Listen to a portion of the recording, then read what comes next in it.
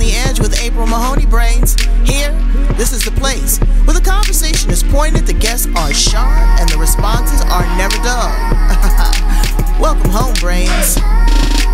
Coming to you straight from San Diego, California.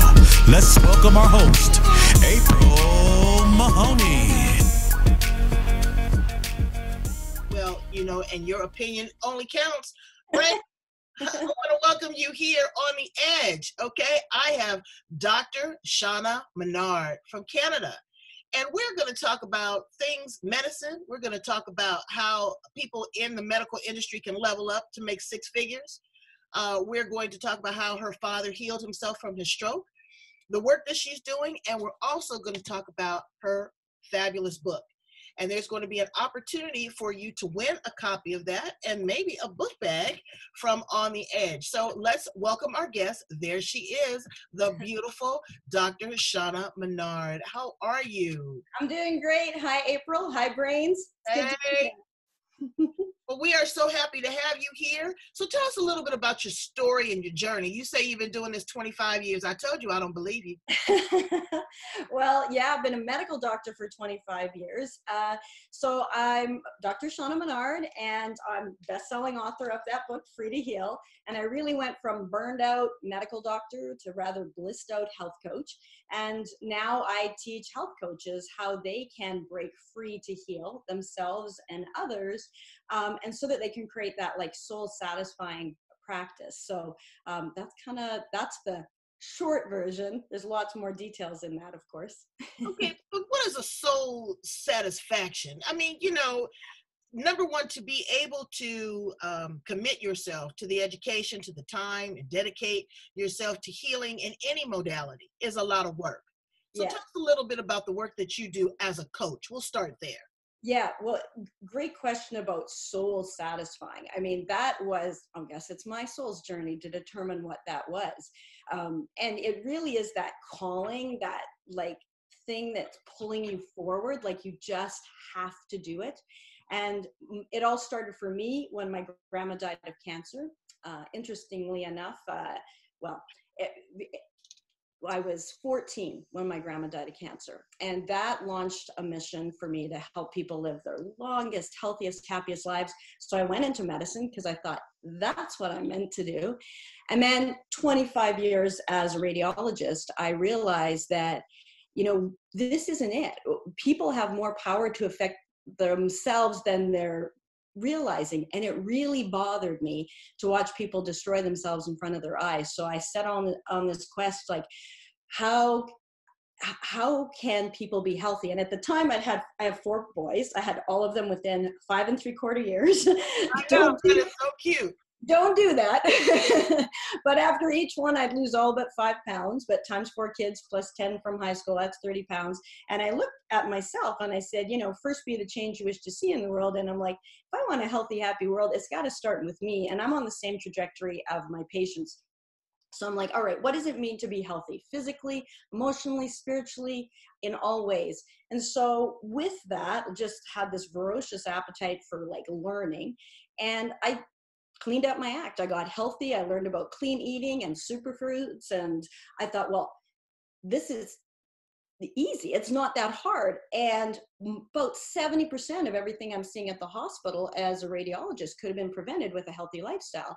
So one night I had this, so I'm sitting in my beautiful dream home along the river in I Canada. see the chandelier. You doing the most, honey.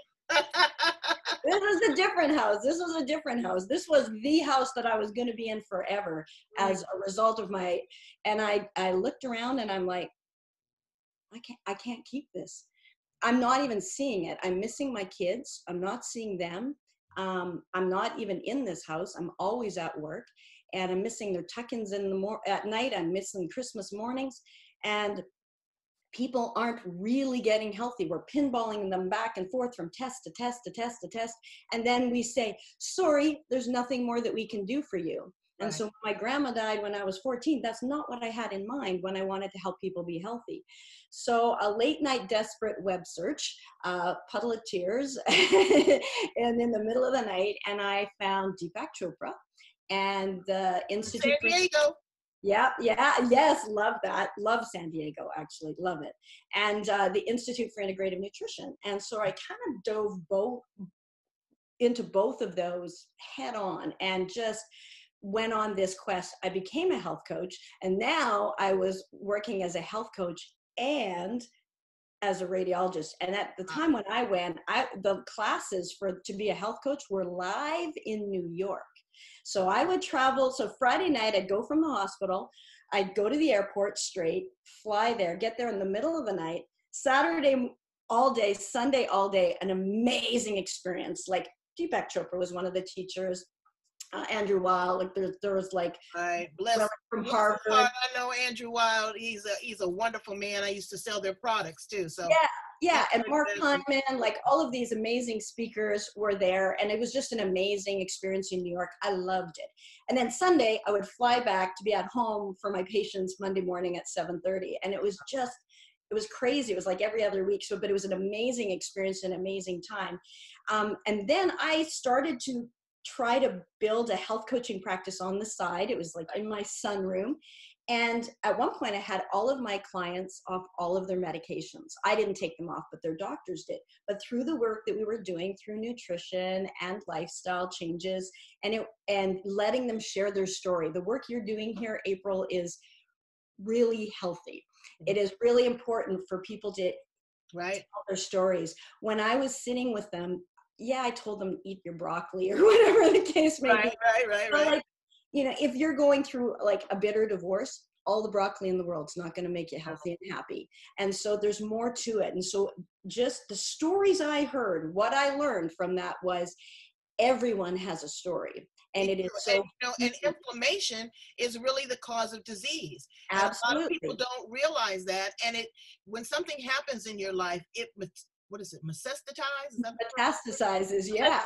Right. And I mean, it can start with a pimple and turn into a boil and turn into a cyst, and then you're just all jacked up. So you're doing that, but after you've built this phenomenal coaching business, you decided to, tell them how to make some money at it. So tell us a little bit about that. Yeah, well, that was kind of, that happened rather organically. So after I had these health coaches, or after I was health coaching, before I figured out how to make any money of that, because that wasn't so easy actually. Right. So I could help them and I could get them off their meds, but every moment I was spending with them, I was literally hemorrhaging money because I still had my medical practice where I was full-time, every other week on call, and raising 4 kids. I had no time. So the great thing is now I know how to do it when you have no time. I was the income earner for our family of 6 because somebody has to stay home and take care of those boys. And so my husband was the awesome person who did that. And so, but then I was left with this question: how do I leave my lucrative medical career and still make a difference healing, that soul satisfying difference healing, without putting my family at risk? Like, I don't want to live, down by the river in the van by the bridge, right? That's not what I'm wanting. So that was not easy to figure out because I didn't know of who in their right mind leaves a medical practice at the top of their game. A brain, you. To become a health coach, right? Smart woman, right? Yeah. Well, and it ended up being really great. And there was a few steps that sort of helped to nudge me out. There was a doctor's group that I'm in, and last night they said, if you had it to do over again, they were asking all these doctor moms, if you had it to go over again, would you do medicine? And would you encourage your kids to do it? And a lot of them are saying, no, and I'm glad I went into medicine because it's part of who I am, and it's allowed me to, I'm glad I did that. But I'm also even more so glad that I left. The defining moment when I said, okay, enough's enough, was a Saturday morning. And that morning I learned of 2 colleagues that had committed suicide.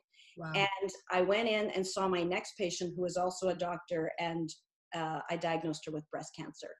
And I'm like, this is no good, I'm next. So I set out on this quest. Long story short, I did end up becoming a successful health coach, fast forward then to April 2018. I'm the MC of an event, full circle moment. It was an IIN conference for 5,000 people. Deepak Chopra was the keynote.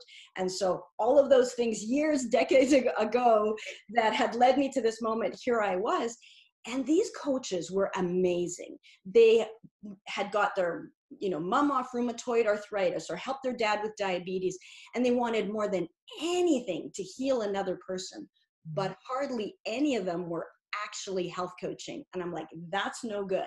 That's no good. And that's when I decided I got to write my book, Free to Heal, because I know what it was like. And if I didn't have my medical career to bankroll my costly learning curve, I probably wouldn't have made it either. I probably wouldn't have left. So that's kind of what inspired it.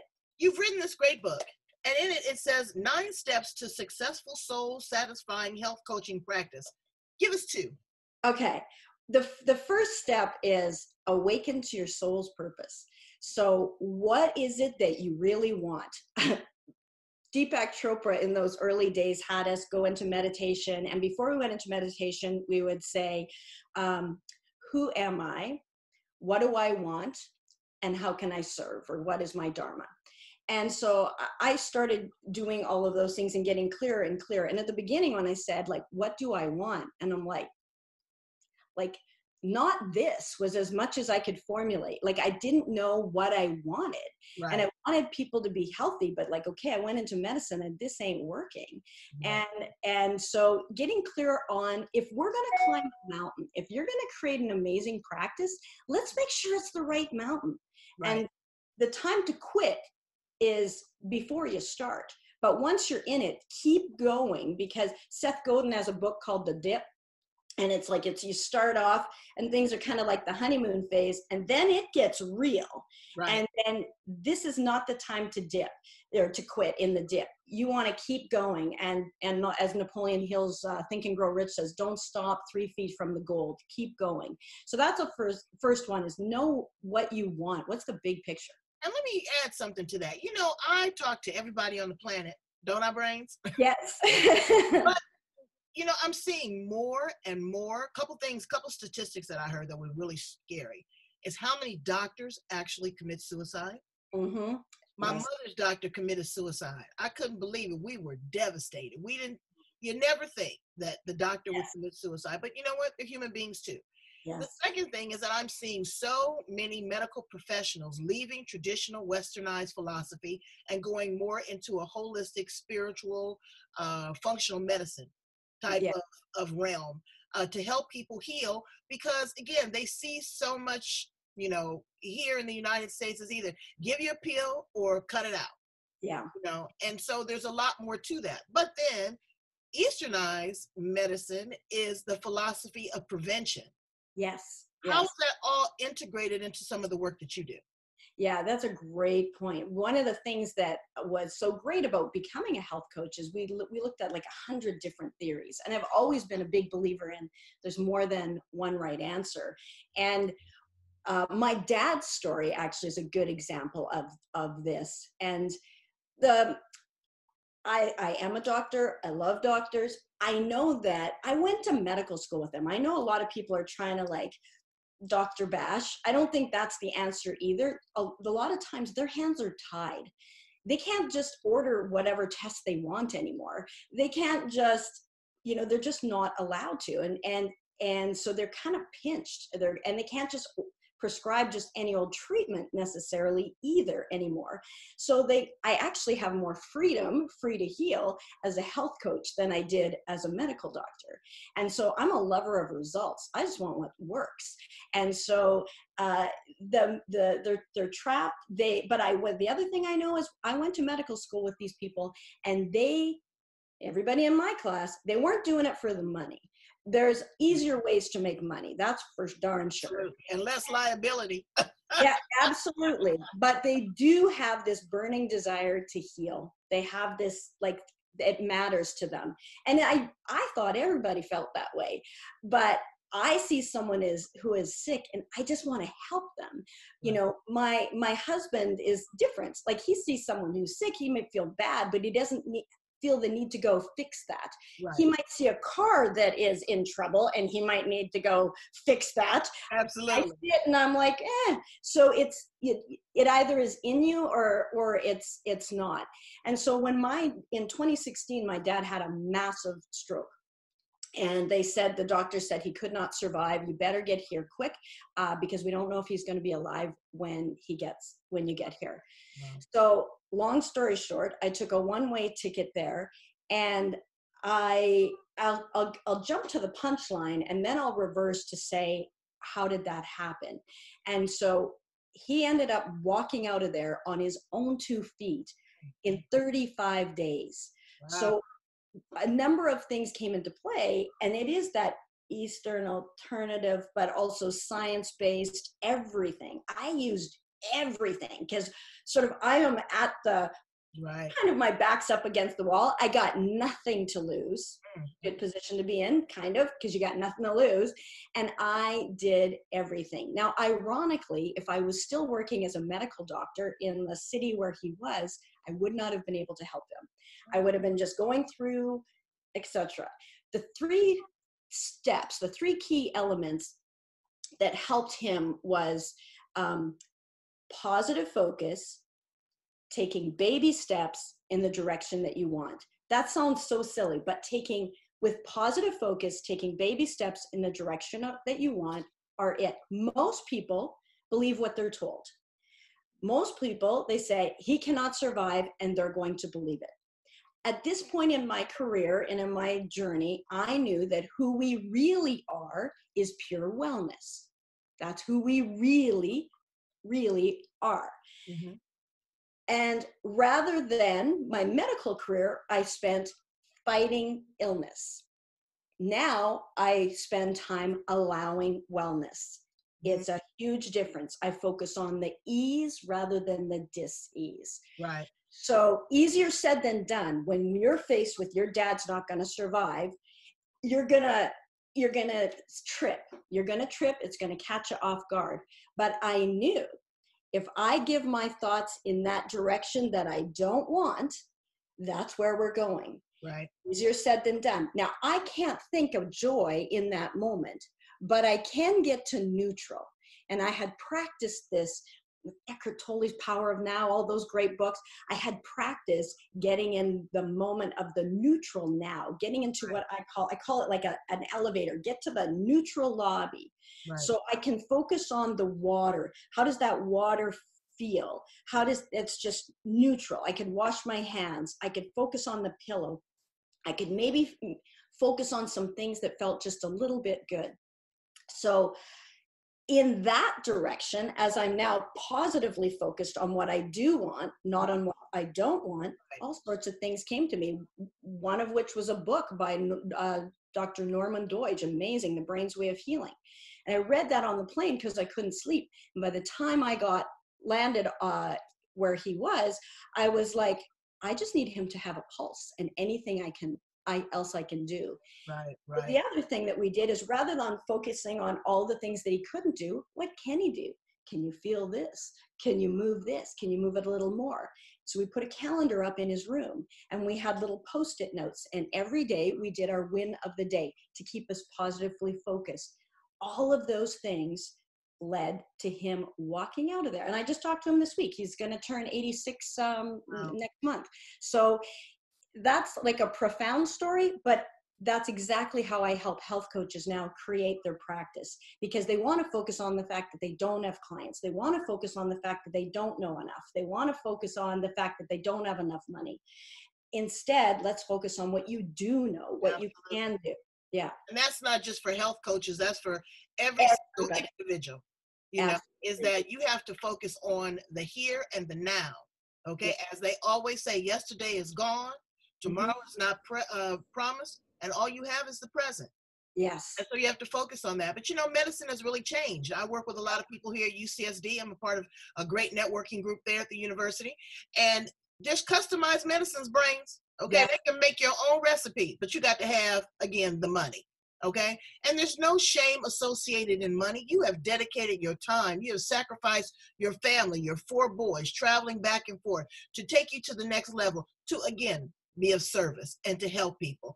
And now it's about making money. So you say 6 figures. I would just automatically assume that people in the medical industry was already at that point. How can health coaches, how can they make that kind of money? You know, because again, people are sick and it's not covered by insurance, health coaching. Right. How can they generate that kind of income? Yeah, great point. So yeah, doctors are making 6 figures, but health coaches aren't. And so when I wanted to leave, I still have the expenses of the insurance and, licensing fees and college dues and all of those things. So as I tried to shift from my medical career over to my health coaching practice, I'm like, I need this health coaching practice not to be a hobby. I need it to really work. The other thing, it's not about the money. It's never been about the money, but you got to make enough money so it's not about the money. Okay. If you can't put a roof over your head and you cannot pour from an empty coffer. People have such an emotional attachment to money. Get over it, brains. Yeah. I'm not saying don't do it, okay? And I'm not saying, just throw it to the wind, but you got to teach your money how to work for you. Absolutely. You're not always working for your money. Right. Yeah. And, if you don't have enough money to take care of yourself, then you aren't going to be, say someone who's wanting to be a health coach, if they're not making enough money at it, they're going to need to do something else. They're going to pick up a job at Starbucks or as a doctor. Girl, they Uber Eats. Uber Eats or anything. And not that there's anything wrong with that, but that time and energy focus there takes you away from health coaching. Now, if a health coaching and a wellness practice is what you're wanting, you need to be able to focus there. So it has to be sustainable. And so the key to that is getting super specific. So specific. The health coaches will often think they've got a specific niche, a target market. It's almost always not. And they think that the other thing is they use coach speak and they repel their clients unwittingly. So they'll say, I'm going to help, because now they know the answer. The answer is, dun, dun, dun, dun, love yourself. That's the answer to everything. That's the answer. But if you say, okay, I'm going to teach you how to love yourself, feel connected with, one, and nobody's going to buy that. But if you tell them, hey, I can help you lose weight, I can help you get rid of that pain, I can help you with your diabetes, then people are like, okay, you have my ear. And the more specific you can be in terms of weight loss, like, are you helping a postpartum mom with weight loss, or are you helping a postmenopausal mom with weight loss? Those are 2 different niches. The more specific you are, you get better at it, you get specific at it. That's what helped me in my medical career. I was super subspecialized radiologist. And I got paid extremely well for that. If you get super specific as a health coach, you are the go-to person. Then people like yourself offer to interview you on those experts because they know what they're talking about. I have one of my health coach clients. She's a health coach. She's also a medical doctor, but she's had Crohn's disease for 23 years, but she's been in remission for 9. Wow. Who better to teach someone Absolutely how to get over their Crohn's than a health coach and a medical doctor who knows what it really feels like, even as a doctor or if you haven't lived it. But to be on the other side of it, tremendous. I had a guest on the show that talked about IBD and what she went through. I'm telling you, I would have probably threw in the towel. The surgeries and having the bag and, constant going to so I understand what that is, but to actually live that experience. So getting very specific, because I was going to ask you about that. I talk to a lot of people and they say, I'm a health and wellness coach. Well, that's too broad. That can be anything. What does that actually look like? So that's great advice, is that to narrow it down and to be very specific in your field, because there's millions of people that suffer from the same type of illnesses or challenges that you can help. It's not one person. And branch outside your current circle of influence. Yes. Come on podcasts, go on YouTube, let people know around the world. We're virtual here, okay? All you need is a point and click, and you can get great doctors like Dr. Shaunna. that is really going to help you, not only with your coaching, not only with your mindset, but with your wellness and with your professionalism. I think that you're absolutely wonderful. So tell me really quickly, what are a couple tips that you want my brains to take away inside of this book that they may be eligible to win, and how to get in contact with you? Yeah, absolutely. And you made a point earlier, like these tips are good for not just health coaches. One of my biggest compliments is most of the people, my readers, aren't in the health and wellness at all, but they can use this same thing. I have a technique in there called the elevator, which helps you take positive focus, taking baby steps in the direction that you want. And the direction that you want up here at point B, if you're going from point A to point B, where you want at bliss here, that's where all the money and the abundance is. That's where the great relationships is. That's where the great health is. So take that positive focus, taking baby steps in the direction that you want. And also, ultimately, grow yourself, grow your movement. And come from, first of all, awaken to your soul's purpose, know the direction that you're going, and then identify your influencers. You become the 6 people that you surround yourselves with. Absolutely. The 6 degrees of separation. Give me a high five through the screen. That's it, baby. Sure. That is it. I know it. And part of what you're doing here is up-leveling that. So people could plug into your podcast and hear all of these experts, and you immerse yourself with these experts. That's what I did in those early days when I was trying to transfer away from that toxic area that I was in more and more. And I don't necessarily have access to that, those people when I'm working like that, but I do have access to podcasts I can listen on my drive home. I do have access to books that I can read and things I can watch. And so, surround yourself with what in the direction of people and places and things of the direction that you want. And absolutely. You have to change your circle of influence. You really do. Yeah. I'll tell you a quick story that happened to me one time. I was in meditation. I was talking to God. He calls me baby. And he said, baby, I have something for you. He said, but before I can give it to you, he says, you need to change your circle of influence and your level of influence. And I'm like, what? He said, you need to change your vibration. I didn't know what in the world he was talking about. I joined a women's drum circle. Dr. Shaunna, let me tell you, my chakras was all out of whack. And I came back and I looked at myself in the mirror and I said, now what do I do with this power? I went to a networking group, didn't know a soul in there, and got in there and I felt like I had walked into a beehive. Everybody was saying, oh, honey this, sweetie this, baby, honey. It was so much love and it was so much power. But I talked to myself from the time I left my house to the time I got there. That was, again, that neuro-linguistic programming. That was that change. That was that energy. That was that motion. Now, brains, okay, this is not any trickery, because I'm going to be real clear. Everybody's not going to be able to make it. Everybody's not going to be, even though we want to.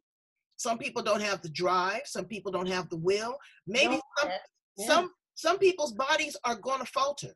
But what you can take with you to the hereafter is a positive experience, a willingness, an openness, and an ability to change. Wherever you change, wherever you go, wherever your God is, wherever your landing place is, know that you started here on earth and you got great insight from Dr. Menard and myself and podcasts and other people. I just love my podcast because people pour into you. And I want that to be organic, and I want something beautiful to blossom. And you are absolutely beautiful and wonderful. And I've enjoyed this. Will you come back and visit with us again? Absolutely. My pleasure. Tell my brains how to get a copy of the book and how to get in contact with you. The easiest way is to go to drshaunna.com. So DRSHAUNNA.com. And happy to connect with people. And I love that I get to connect with people from all over the world every day. So yeah, you'll get a copy of the, you can get a download copy of the book, or, April has a free, paperback copy that you can. I'm so selfish. I don't know now. I don't know. I might have to double up on you. I might have to give y'all something else because I got to read this. This is some powerful stuff. It is a good read. I will say that I got lots of great feedback about that. So yeah, thank you. You're a great teacher, and I've learned so much from you, and you can't go wrong, whether you are in in there teaching radiology, or if you're in a classroom or you're via Zoom. You're very powerful. I feel the energy. I feel the wellness. And again, your thoughts are everything, Brains. Sure. Your thoughts, that's why I call you Brains, because I want you to think. And I want you to change, and I want you to edit and filter and all those good things, and pour good things like good books, podcasts, good reads, good conversation, and a whole lot of love in your heart. Thank you so much, Dr. Shaunna, for being here. I love you deeply and completely, and I look forward to you coming back and being with us again on The Edge. Bye, Brains. My pleasure.